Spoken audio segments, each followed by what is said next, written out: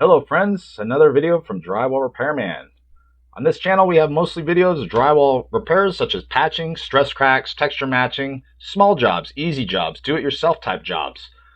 We are on the job working, so as I'm working I'm trying to make simple videos to show you guys how to do watch and learn type videos. So let's go ahead and jump into the video here and see what's involved. Also at the end of the video, please subscribe, like, and comment, and jump into other playlists and watch my other videos. Hey, thanks for watching this video.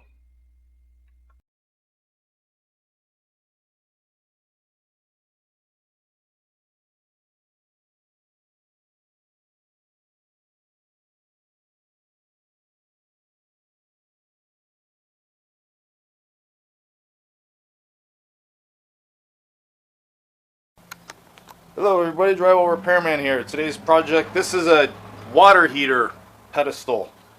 The water heater was leaking, so they had it removed. They had to remove the sheetrock. So now what we're going to do is just sheetrock this in, sheetrock the top. This side we're going to corner bead with square corner bead. This is like a post, I guess, so they don't hit it with the car. It is in a garage. But we're going to go ahead and just do a simple sheetrock. Sheetrock over the wood paneling, so that made it easier. That's like a barrier between the house and the garage. But pretty simple. Just sheetrock it up. Get it sheetrocked. We're going to turn around and tape it with fiberglass tape. I'm going to coat it out. I'm going to use a 20-minute or a 5-minute hot set, quick set mud. And then we're going to get it all coated out. And then we're going to follow through with a spray knockdown texture. I'm not going to bore you with details. It's more like a watch and learn. So let's get to work. Sun is up. Got to get this done. They want to get this done quickly so they can put their water heater back and be able to take it warm. First thing you need to do, everything's nice and square.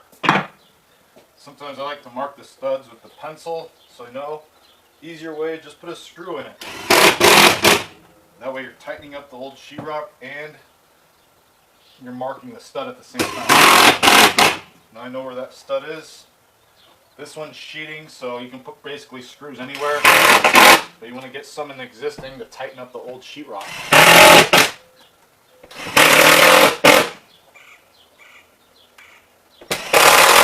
Alright.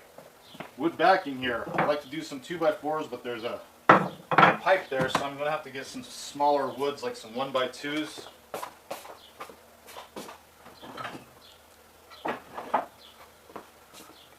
That's why I always keep these 1x2s on hand. They're perfect for this scenario. When you have a tight area like that, it's real tight to get into there. So what I like to do on these, to get the wood inside there, I like to just put a screw in it. Now I can use that screw as leverage to get it inside the wall. This is a little trick that I like to do. I'm sure other guys use it, but it comes in handy in tight areas like this when you're trying to get backing. So just try to get it in there. See how I can get the wood in there?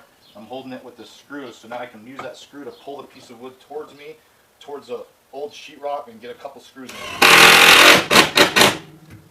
One screw, two screws.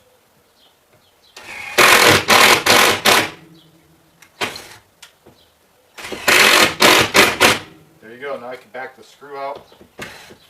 Then same thing, I'm going to get another block in here. I'm going to put another screw in here so I have that for leverage.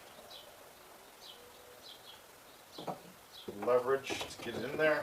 You could also cut the sheetrock back if need be. You don't want to go the next stud because it'll be another 2 feet over.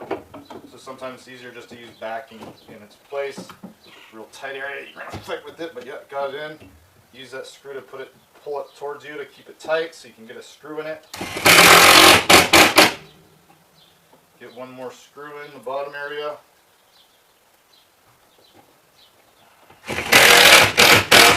Back out your leverage screw. Alright, double check everything. There's framing on each side. Plenty of framing, so now you can sheetrock. You always want to check for framing issues before you install sheetrock. Basic measurements. I like to take basic measurements. These are just small pieces we're putting in.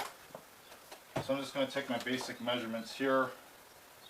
I'm going to just say this is 28 inches by 16. I would also like to measure both sides, so if one side's higher than the other. See, this one's under 16, so I'm going to just say 15 and a half. 15.5. So you can take all your measurements and do all your cuts at once, but I'm going to just do one piece at a time since I have to cut around this gas line. Since they have the valve on there, I'm going to have to cut the hole bigger and then just tape around the hole, or you can notch it, but it's easier just to make a bigger hole so you can get the sheetrock over the valve. So let's go ahead and cut the piece of sheetrock 28 by 15 and a half. And you also want to make sure you use the correct depth sheetrock. This looks like it's 5/8 since it's in the garage. So let's go ahead and cut the piece of sheetrock needed for that. So you got your piece cut out. Now of course you're going to have to make a circle cut for this. So these are ways just to measure center. We like to do center on boxes and patches in the wall. So center of this is 3 3/4. Then I like to go from the bottom up. Center 6 1/2, 6 1/2. So then you measure a piece that you cut out. 6 1/2 that way. What did I say? 3 3/4 this way. Basically that gives me the center, my pipe there, just a round pipe cut out. You could use a circle cutter or whatever, but it's such a small thing, I'm just going to use my jab saw here to cut it out.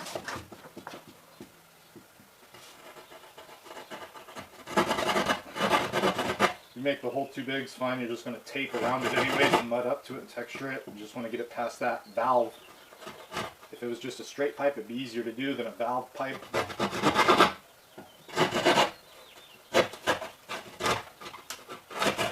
Keyhole saw, jab saw is perfect for these to get a hole in there. And if you need to clean it up, use your razor blade to get the rough edges. You might also have to cut it back once you try to line it up. You might have to cut it a little bit on each side. Let's just line it up. See, like right there, the valve. The valve is hitting on top, so I have to cut the top. It's almost like a T on top of the valve, on and off valve. A little more on the right hand side and she should fit. It's not going to be a perfect fit. You're cutting around valves that should have been capped off. So like I said, there's going to be a gap there of course, so we're just going to, the area is still tight, just cut it back. There's going to be a gap here because the piece I had was exactly 24 inches and it called for slightly bigger, so I might just put the new sheetrock in there. If need be, I'll put a little strip of sheetrock in there to fill it in. The angle doesn't matter, tape the angle. So this is really tight on top, which is good. Cut it back, cut it back. Remember how I didn't put the screws there? So now I know where my studs are. So go ahead and get your screw gun in. Any gaps, don't worry, because we're going to pre-fill this with a hot mud. I like to start with the screws on the original studs. They're stronger than your backing pieces you put in.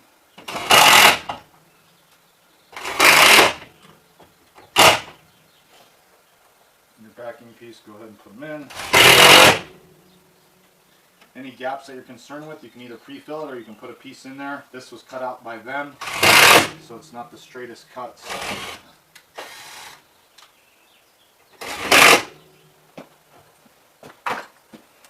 Get your screws in.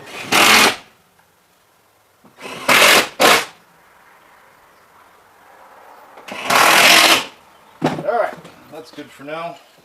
Now we're going to take the measurement of here. This is kind of like a P design, so I'm just going to do one piece there and one piece on the bottom. Let's take my measurements. I'm going to kick this all the way over to the angle. They're going to do door trim, so I'm not going to take it all the way to the door jamb. I'm going to take it to the edge of the wall. It's 34 1/2 by 16. 34 1/2 by 16. Go ahead and get that cut out. Alright, 34 by 16 pieces cut. If it's tight, you can always rasp the edges. Kick it over all the way to the angle. It's a little tight on top. Take your razor blade, cut it back. Alright. You have a little gap there. I might just do a little strip of 5/8 in there and fill that in. No problem. I just had only a piece for that. I'm trying to use 5/8 here, so seal it all up. This is wood sheeting here. So just do a nice symmetrical screw layout, 3 to 4 inches per screw.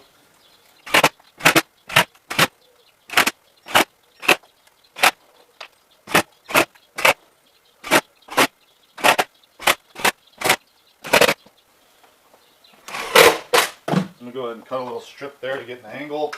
That's good because I have plenty of scrap. I'm actually going to try to maybe hang this bottom piece, and whatever scrap's left over, I'm going to piece it in there. I only have to piecemeal it because the piece I had there was only so big. Go ahead and cut it back. You can take the measurements or just line it up to the thing with the razor, mark it with the pencil or the razor, and go ahead and cut your piece.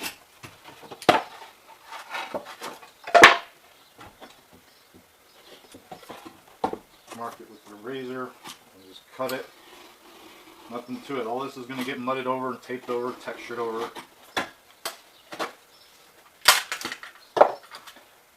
Trying to use up all my sheetrock too, so I have extra pieces of sheetrock lying around. Use it up.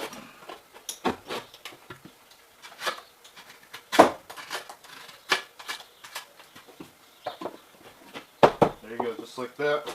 A few more screws put in. Now the side's done. The 5/8 sheetrock.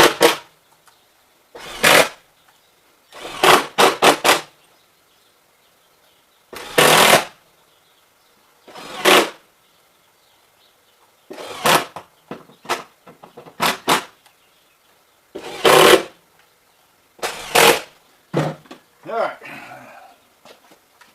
I'm going to put a piece in there. If you're concerned about gaps or something like that, just go ahead and put a piece of sheetrock in there to fill in your gap. I had to cut the thing area to get this big valve through that hole. This gap's a little bigger than I want, so I'm just going to put a little piece of sheetrock in there, no big deal. And then I'm going to tape over it and mud over it.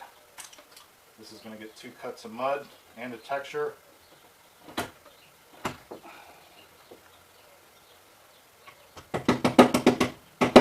Pushing in a tight piece of sheetrock. It's not loose, so it's going to stay in there pretty snug. If you want it, you can get a piece of wood in there and just screw it to the piece of wood, but that's just a filler piece.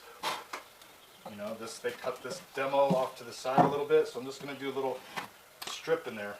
This can be pre-filled also with mud, but if you have scrap pieces of drywall, go ahead and just use it up.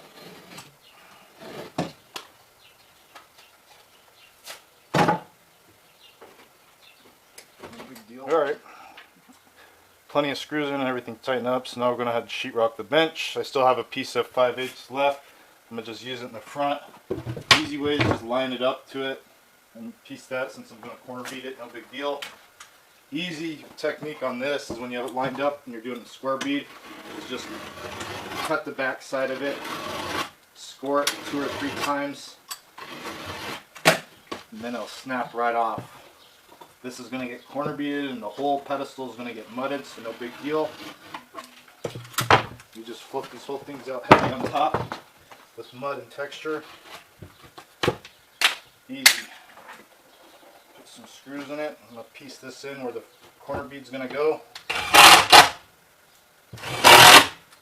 I'm just trying to use up all my 5/8 half a sheet that I brought, so I don't have to cut another sheet of drywall.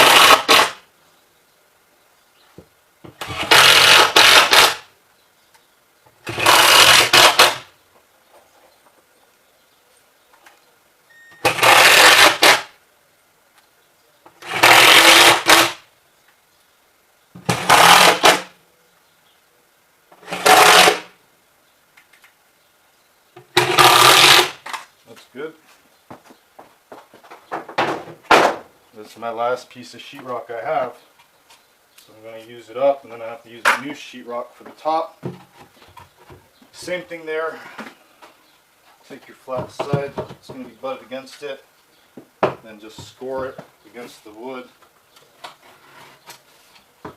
Snap it, cut the back side, the other side you cut. Same thing here. Run it over the edge here and just cut it. This is 5/8 sheetrock. I like to score it 2 or 3 times. Snap it. If your edges are rough, sometimes you like to rasp them.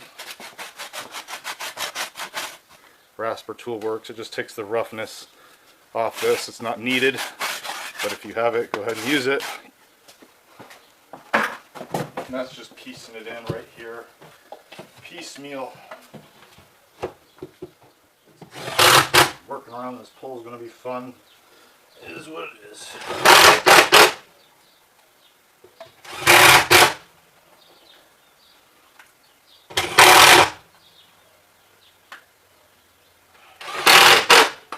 Alright, let's do the top. Since I used my piece of 5/8 up, I'm going to have to use a new sheet. Half a sheet that I have. Sometimes easier to just take a measurement, or you could just lay the piece on top and then cut the sides. Let's take the measurement of the overall box.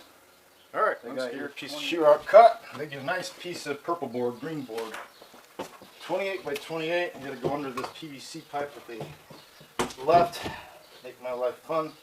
Recessed edge here. I'm just going to head ahead and move it. I'm going to kick that recessed factory edge into the angle. It doesn't really matter, but it just makes it easier sometimes to tape it. Kick it all the way in. That's a nice, clean, tight thing. You know, we had a gap there, but put the pieces in, but overall it looks good. I put a lot of screws on top, and then we're going to go ahead and finish it off with a square corner bead. If you do square corner bead, you want these pieces at a 90 degrees so the square sits nicely. If you're doing a round bead, like a round bullnose, you have to cut the sheetrock back so the round bead will sit on there nicely. Round bead doesn't sit on 90 degrees. It sits more like, I guess, would say 45 degree or something. So you'd have to cut the sheetrock back at least more than 1/4 of an inch, 3/8 of an inch. Cut it back so the round bullnose will sit better. But on these pedestals, I just do square bead. Keeps it easier and cleaner. Plenty of screws in your angle. Let's go ahead and start screwing away.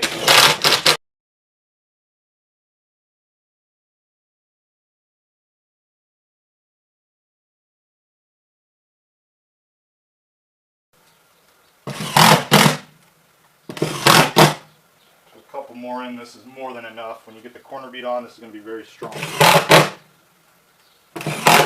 Alright. That thing's strong. Corner bead. Corner bead. Corner bead. This is getting a square 90-degree corner bead. I like to always use metal bead. I know a lot of guys try to use plastic beads, mud on beads. On wood framing walls, just stick to the metal beads. They do a better job. You want a pair of wire snips. Cut corner bead, you want a pair of these snips. They vary. I've seen them anywhere from about $11 to $20. These ones are alright. Milwaukee, you would think these are the best, but they seem to leave ragged cuts at the edges when you do cut them. Easy way to mark, I just like to put the bead on. Just lay it out like you're going to install it, and then mark it on the edge with your snips. Just cut it. Cut it. I marked it right there with the little cut. Then just follow through, cutting it. Cut it, cut it, cut it. Cut it, cut it, cut it. Like I said, these ragged cuts with these Milwaukee. I went and got the best out there, and these are not the best for this. At least how I'm doing it. I'm probably doing it wrong. Scrap pieces you can keep. I only keep scrap pieces if they're over 2 foot. But basically lay it out. Some guys use nails, some guys use screws. I like to use screws. Nails back out. I push down on it, and the little holes on the outside edge, I start in the middle with the outside edge hole. I put a screw in that, and then I go to the next outside edge hole, put one on that. All the outside edge holes have a screw in it. If there's any popped out areas, like in the corner, I'll put a screw right through the actual bead itself. Makes a nice tight corner. I always do that in all my corners, always.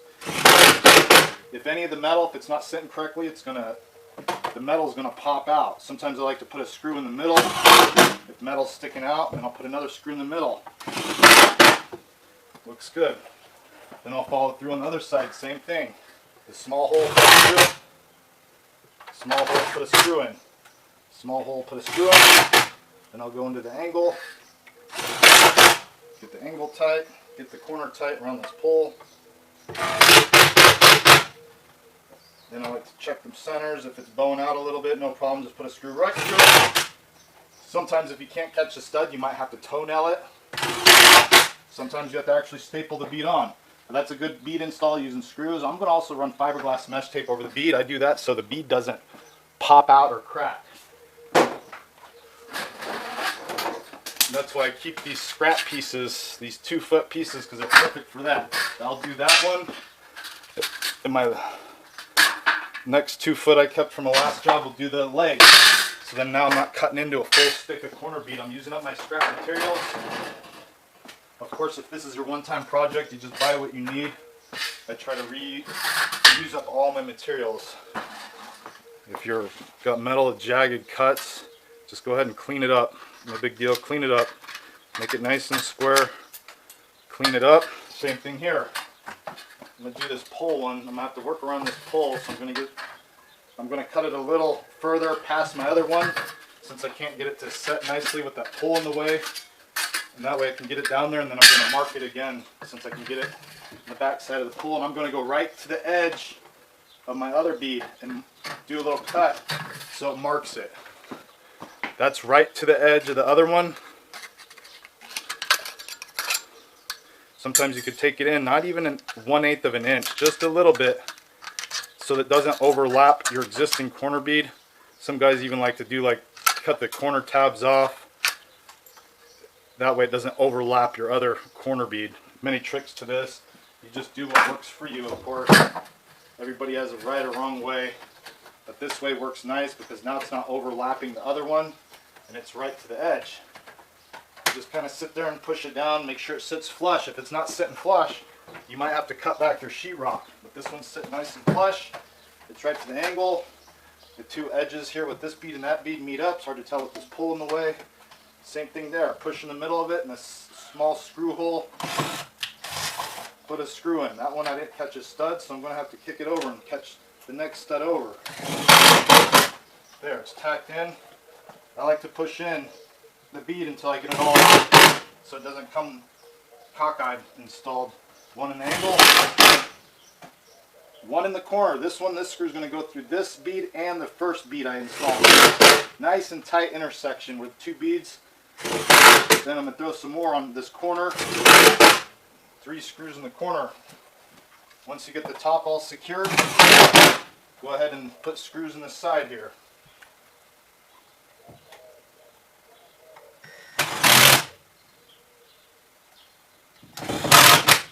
I like to use screws. Other guys swear on nails, but I'm not swinging a hammer today. I'm using a screw gun. We got technology for a reason. Screws are stronger. They don't back out. If I did make a mistake installing the bead, I can back the screw out and reset it. You can't do that with nails. Once you set a nail, that's it.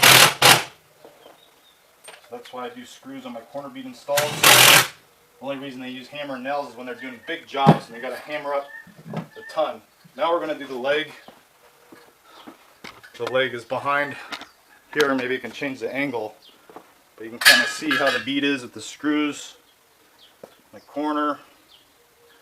It's looking like a nice piece of work. It's almost a shame I'm going to have to mud over all this. But I'm going to change the angle of this camera. So we're going to do the leg here that pulls in the way. So we're going to do the leg, and I'm going to mark it right there at the very top. Very top. You can also use a marker or something, mark it if you want to do it that way. Whatever's easiest for you. Here's the top. I'm just going to go just slightly, not even 1/8 of an inch below it. Or you can just mark it at the edge and then just cut below it, below your line. See that? How it's kind of overlapping. That's why I said take those tabs off.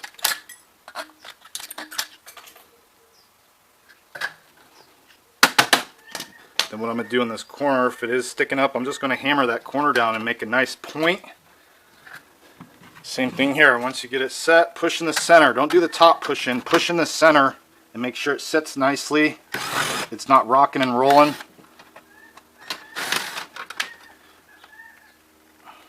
And then you want to get a screw or two in the sides just to kind of hold it in place. Go up to the next one. Once I get up here to the corner, I'm going to put one right here. See, this screw is going to go through both of these. It tightens up that whole, both of those together. And go ahead and just tack it all down. Your bottom, if you miss the screw, try to toe nail it to catch the stud. Sometimes if you're having really trouble, you might have to get a longer screw to toe nail it to catch it. But it should work if the area is framed correctly. I'm going to have to fight around this pole.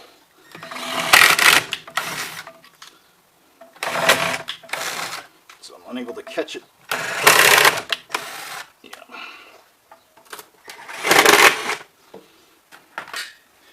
Remember I told you this corner, you can take your hammer, kind of, you're shaping, I guess you'd call it tin knockers. You can make a nice perfect corner there. the tip of the corner just by, I'm not going crazy with it, I'm just trying to manipulate the 3 corner pieces into one, make a nice corner, or you can just mud it really good and never know. Plenty of screws, double check everything, make sure everything has plenty of screws. Our next step, we're going to go through and fiberglass mesh tape everything.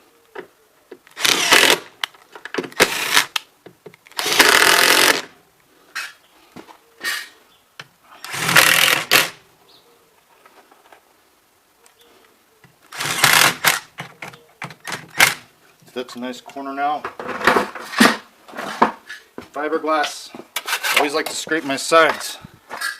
This is a controversial subject here, fiberglass mesh tape. Just use it. I'm telling you, it works good. I'm going to fiberglass my corner bead. A lot of guys don't do this, but why I do it is so it doesn't pop and crack. We're not totally overlapping the finished edge of it. We're just going to go over the flange that gets mudded. This will prevent any net or bead popping, we call it, cracking, anything on the bead. It's extra credit. Extra credit. You see that?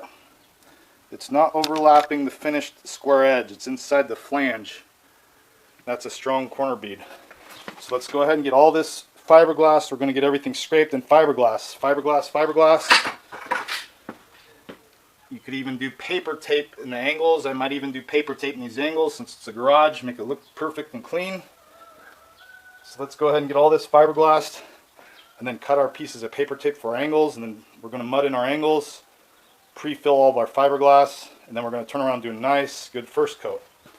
But even though we had to piece those pieces in, the small pieces, no big deal. It's still a nice bench. We used up all of our scrap. That's all I have left, a piece of sheetrock. Once I get this all fiberglass, then it's easier just to sweep away your debris. Then we're going to plastic off the area since we're going to do a spray texture. You could have masked beforehand, but I've learned by using sheetrock and tools it tears up your plastic unless you're using a really heavy duty plastic. But that's a nice bench so far. Easy. Even did extra credit with the fiberglass over the square bead, and we did purple board. That's mold resistant sheetrock. You could have did mold sheetrock on all of it, but no big deal.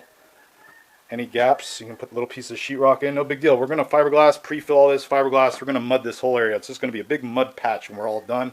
Spray textured. Then they can go ahead and install their new water heater the next day after this dries. But let's go ahead and get this area scraped and fiberglassed. Fiberglass, I always like to scrape my sides. This is a controversial subject here, fiberglass mesh tape.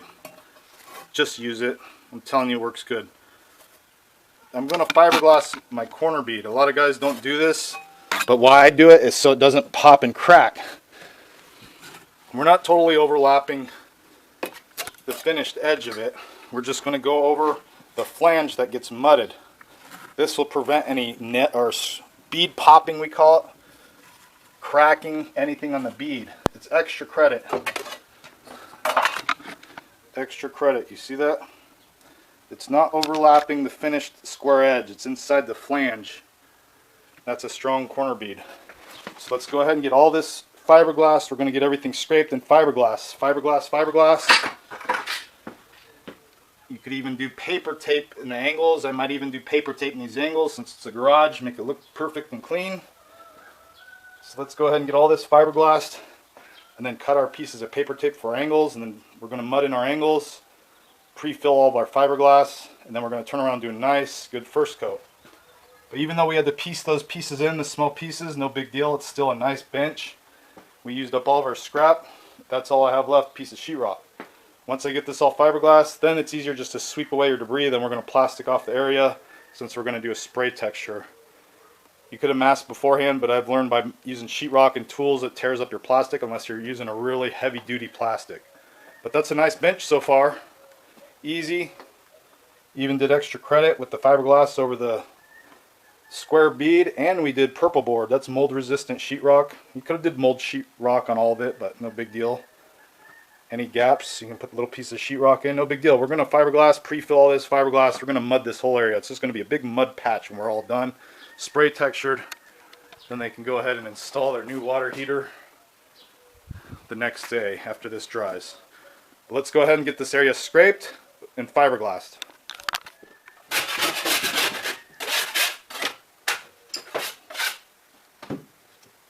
We like to scrape the outside edges to get any boogers off of it so the fiberglass sits nice.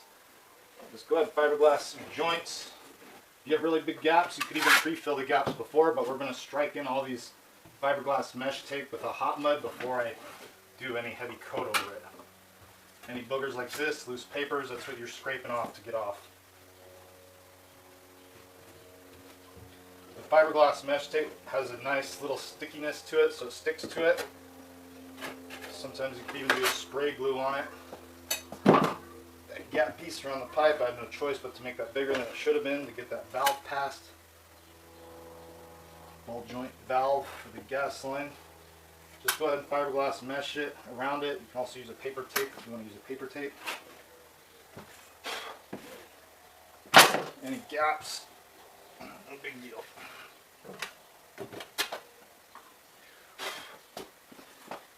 Fiberglass this part, and then I'm going to fiberglass my corner bead, and then I'm going to go cut paper tape. I'm going to use paper tape. This is a good job. I like to do paper tape and angles once in a while, when, at least in garage stuff. It's more of a fire rated protection. Fire taping is what they call it. We have paper tape on hand, so we're just going to use it just for the angles to get a nice 90-degree angle.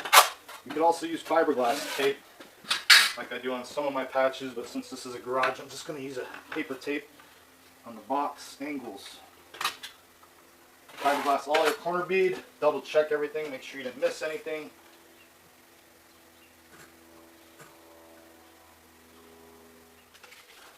Paper tape. I don't use a lot of it, but I might use it for garages and angles, the 90-degree angles. What I like to do is just do a pre-layout of my lengths. Tear it. Double check that it's long enough or too long, cut it so it's ready to rock and roll. And then I'll just put it to the side after I crease it at a 90 degree.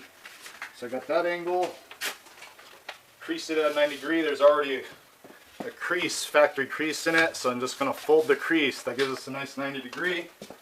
Lay it out. It's easier to do this now than when you're working with mud. You kind of lay them out how they're going to lay. Same here, same length. Reason I don't use paper tape on all the rest of the joints, because the paper tape does tend to crack out. I like to use it in angles once in a while to get perfect 90-degree angles. So kind of lay it out. I got one more here. I'm just pre-cutting basically, getting it ready for me. So I got that angle, that angle, that angle, and that angle. So I got 1, 2. All right, time to clean up. Before you mud, always clean up your area. Now it's time to put plastic down, tarps or whatever to catch your mud. But let's go ahead and get this area cleaned up, get ready for the mudding process. Tape these angles to the wall angles, get them mudded in, then we're going to pre-fill, strike in all the fiberglass mesh tape, and then we're going to turn around and do a nice first coat with the hot mud. Got it all masked off. I didn't want to bore you with watching me mask it off. I use paper masking, you use plastic or whatever. That's just to contain your mud. I don't want mud everywhere. So we're just going to mix some mud right now. I'm not going to mix a full pan. I'm just going to mix enough mud to do the angles. 5 minutes. If you're not good with hot muds, just use a joint compound.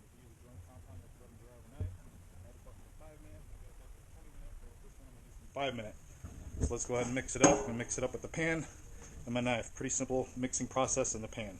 Let's go ahead and mix up half a pan or so. Now I'm going to do a full pan. 6-inch knife. Don't fill the pan all the way to the top. You want some breathing room here. 3/4 pan of powder, fresh water. Do one nice full sponge, maybe 2. I'm going to mix it up. Don't slop it around. Don't make a mess. Just kind of toss it around. If you think you put too much water in, you can add more powder or just dump off some. Just mix it up. I don't want it wet. Dripping wet mud. I kind of want it crisp, but I'm also doing paper tape angles, so I don't want it like a first coat mud. I want it more like a paper coat. That's just thick. I don't want that paper tape bulging out because there's too much heavy mud behind it. Mix it up. Sometimes take the 6-inch knife, scrape your sides.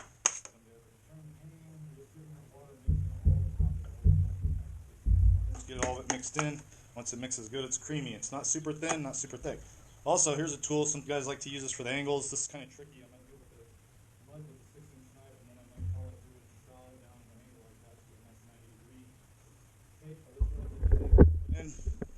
basically just going to do the angles first. Put the mud in the angle. Mud in the angle. You want plenty of mud. Don't leave gaps. You need all mud on it. Or you could strike it in, whatever's easiest. This piece fits nicely. Take one side. Take the other side.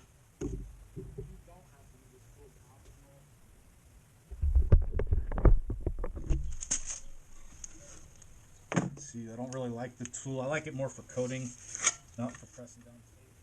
What I'm going to do here, I'm going to put mud over the angle itself, and then I'm going to follow through, and this is going to be almost like I'm taping the uncoating.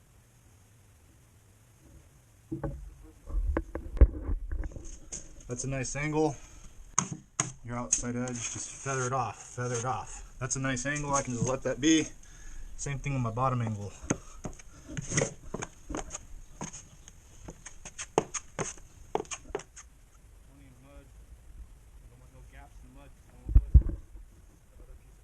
Cut out, get it right in that corner, right at a 90 degree where the crease is.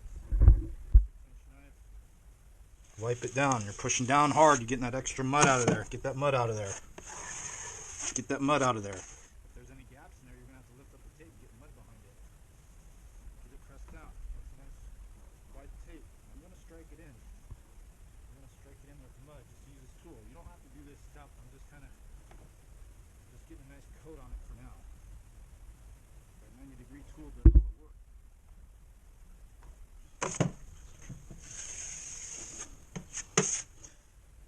Corners, they call these picking corners. You kind of want to do a nice corner, picking your corner.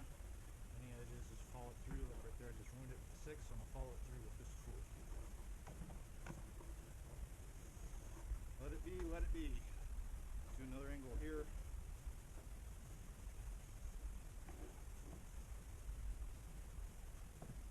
The camera and do this. I'm trying to show you guys while I'm working with both my hands here. I'm trying to work one-handed.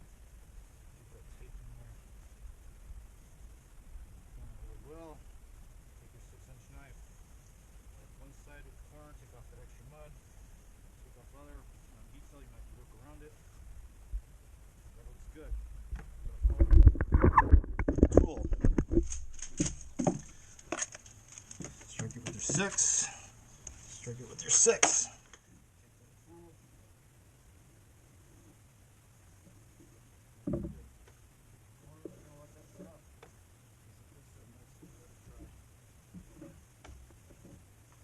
Tools for.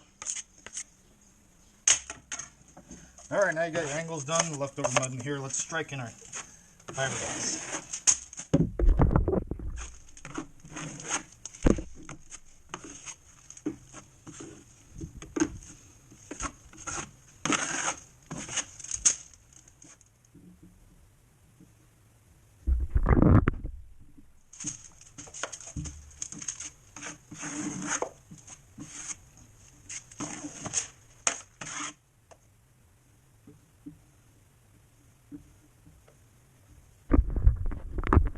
Bead. I got plenty here. Go ahead and let me coat it up.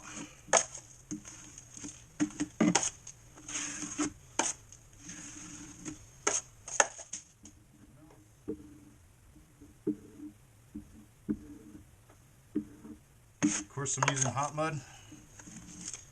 If you're not comfortable mudding, just use a joint compound. Joint compounds have to dry overnight, no problem if you have time. See, it's already looking good. Let me get this area coated here. Mud's starting to set up, so hurry up and use it up as much as you can so we don't waste any material.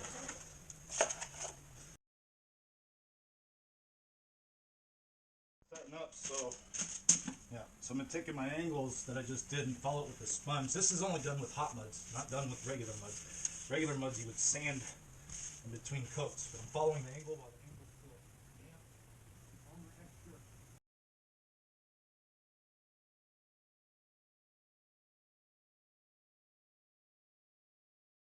For texture, I just slick it out. But I'm gonna go through and I'm gonna coat all these fiberglass seams I did. Put a second coat on the corner bead. We're gonna let that set up.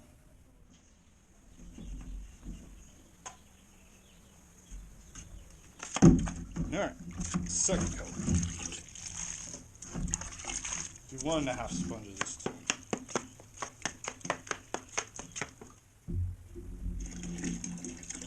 You work with quick set muds, sometimes you gotta work faster than you should.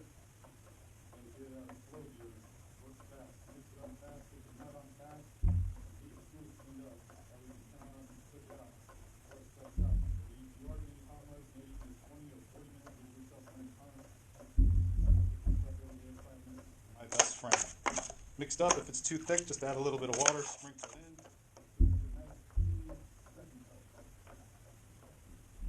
12-inch coating knife. Let's go ahead and get this coated out.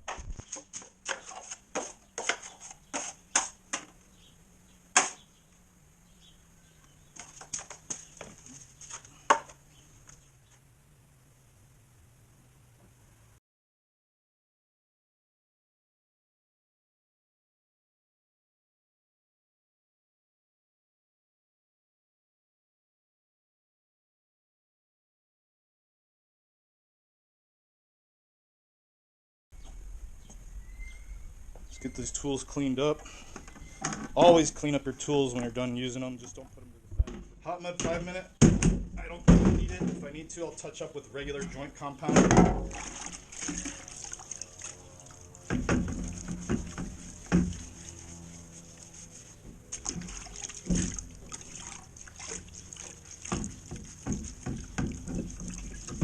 Keep your tools clean, they'll last a long time.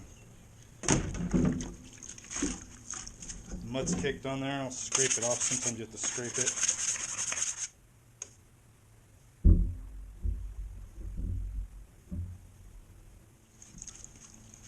Keep your tools clean, they'll last a long time.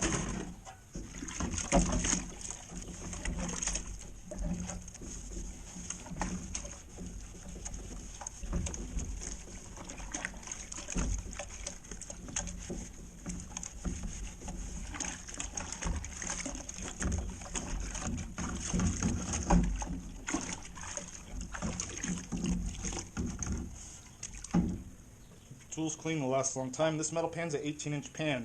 Geez, I've had this thing about five years or more. I just clean it up. Sometimes if mud does get caked in there, I might spray some oil in there and just let the oil penetrate the stuck on mud, and then I'll chisel it out because it likes to get in the corners, especially when you work with hot muds. The only time I replace the pans is when they start getting really bowed like that. But they last a long time. Alright, once you get your tools cleaned up, pretty much the mud's going to be setting up, so let's go slick out our work over here. Have to slick it out with these hot muds. Slick out technique. Double check. Yeah, this is dry. I like to run my hand on it, lap mark like that. It's dry to touch. I like to work the angles first. You follow it with the sponge inside that 90-degree angle, you get a nice 90-degree angle.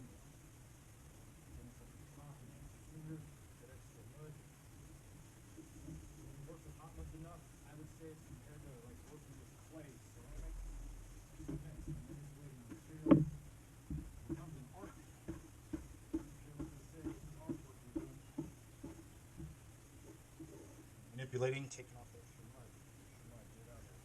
mud. Corner bead, just go through.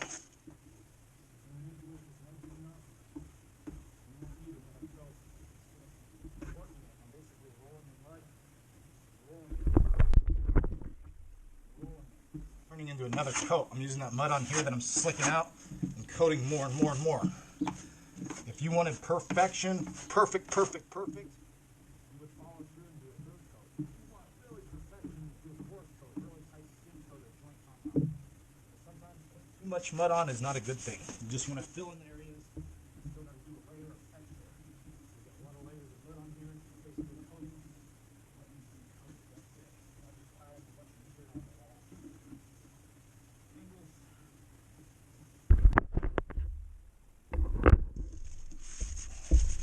Any trouble areas, just double check. This is your chance to go over everything you've done and work it. Work it. Around your detail.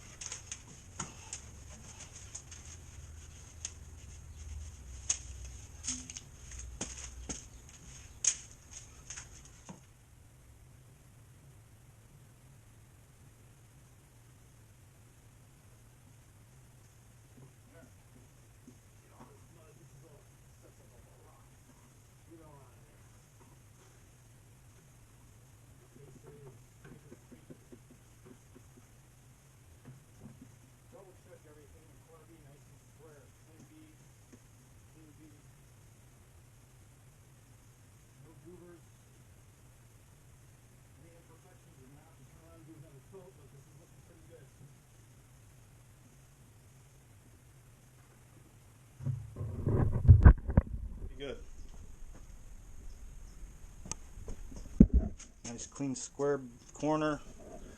Looking really good. Let's go ahead and get ready for texture.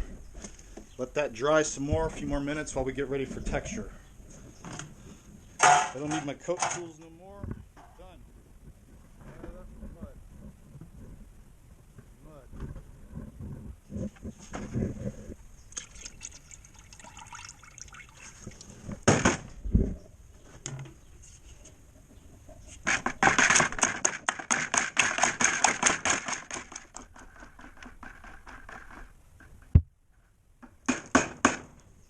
Joint compounds used for mud. Texture's ready. These are out of the way. I gotta unlock this, get my next thing ready. Air compressor. I don't care what tools you think you gotta use. You need to use a spray compressor. This is a garage, so I gotta find power. I got power there, so I'm in good shape. So let's go ahead and get your air compressor ready. Hopper, middle tip, mud's ready to go. We're gonna go ahead and spray texture this. Check this angle out here, huh? Mud.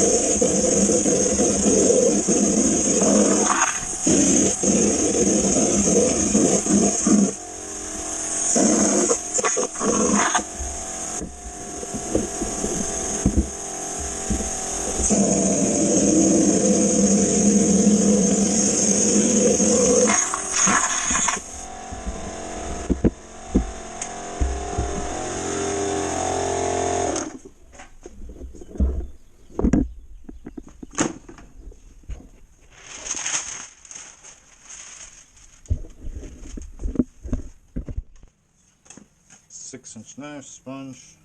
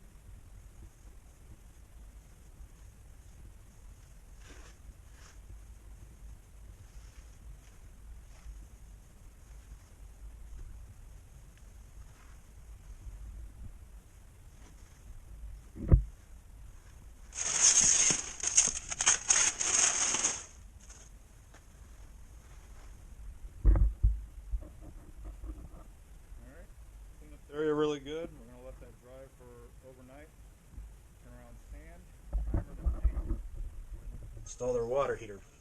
All cleaned up, just let this thing dry. Came here early in the morning, got it all drywalled and repaired before late morning, so that'll give it good time to dry.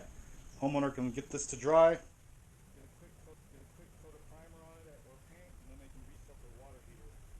That's basically a water heater stand, getting it all sheetrock, tape coated and textured with a spray knockdown. A lot of work for these. I don't understand why they do it with sheetrock, but it is what it is, and it's complete. It's a pretty good job working around that, the pipe. Got it all cleaned up. They finished it down to the floor, so they can do baseboard later, but at least it's a nice finish for now until they get ready to do the wood trim. The wood trim is cosmetic, especially in the garage. Now they can put their water heater, maybe get a new pan. Pan goes on top, water heater hooked up. There you go. Got it all completed and textured, got it all repaired. Thumbs up, give me a like, give me a subscribe. Leave me a comment. The only problems I had with this was just piecing in that little piece there and that piece there and working around it, but that's no big deal. But look at the finished product. That's all that matters. Hey, thanks for viewing. Got it all textured, cleaned up. Looks great. Spray knockdown. Got it done early in the morning, so now we're going to let it to dry so the plumber can come and reinstall the water heater. It's a lot of work for a water heater stand. The only issues I had, of course, was just putting a little piece there and piece there, but overall, perfect job. Just let that dry. Looks good working around these pipes. Nice square corner bead. That corner came out awesome. So it's pretty good for garage water heater stand. Hey, if you haven't liked this video, you need to like it. You need to comment, and if you haven't subscribed, go ahead and subscribe. If you are a subscriber, hey, thanks for viewing, supporting the channel. I'm going to be making several videos. I try to make these videos while I'm working in the field. Sometimes they're easy to make the videos, sometimes not. I'm not doing this at my home. I'm on the job working by myself. So I'm trying to work with these hands and record at the same time, just myself. Alright, so I hope you liked it. Easy enough, patching it in. Sheetrock, tape coat, and texture. Got this done in less than 2 hours.